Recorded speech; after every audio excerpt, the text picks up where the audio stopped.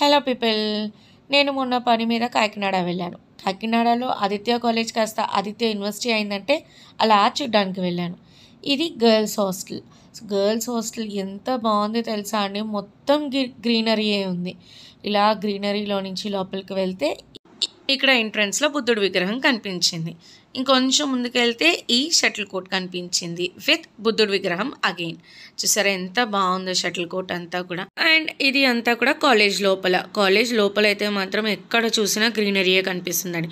మామిడి చెట్లు, మందారం చెట్లు, తెల్ల పువ్వులు అన్నీ మొత్తం what not everything is there in this university. ఈ యూనివర్సిటీ మొత్తానికి నాకు ఒకటి మాత్రం బాగా నచ్చిందండి.